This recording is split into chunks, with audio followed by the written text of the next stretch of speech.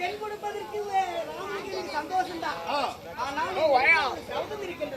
அது என்ன சகோதரம்?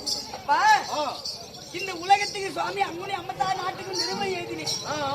எல்லோரும் வந்து பில்ல வலிக்க முடியாமல் மனசோர அடைந்து சிறைசாலையில மூடி வச்சிருக்கிறேன். அது போல ஆனா பெண் கொடுப்பது நிச்சயம். ஆனா சுவாமி அந்த பிள்ளை அதில் வலித்தா திரும்ப என்ன குண்டே வலித்தா எனக்கு திரும்ப என்ன குண்டே ஐயா கல்லவி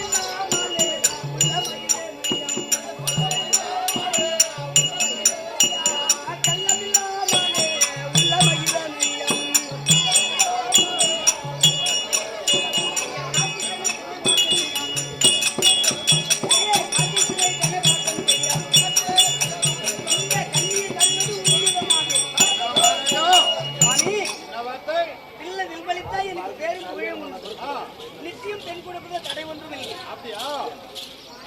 அப்படி என்னால் காலம் சென்ற அம்மா நினைவாக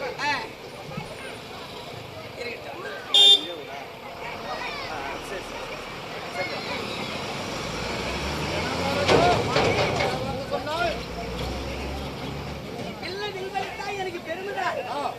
இந்த சிவதனுசை யார் வலிக்கின்றார்களோ அண்ணனுக்கு தான் பெண் கொடுப்பதாக என்னுடைய வார்த்தை. உங்களுக்கு சந்தேகம் இல்லாத வலிப்பு இருந்தால் தாராளமாக வலிப்பு. அப்படி என்றால் அந்த வெள்ள சபைக்கு அழைத்து வருவோம்.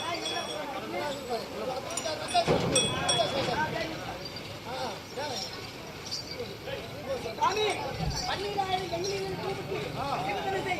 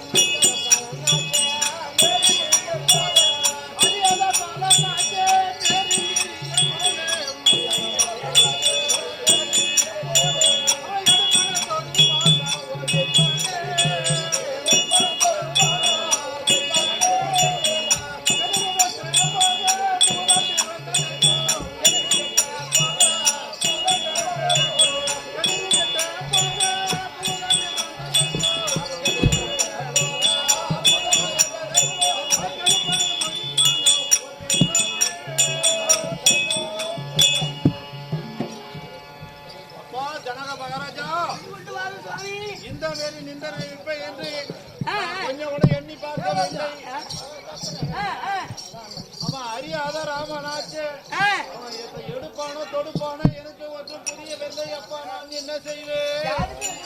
சுவாமி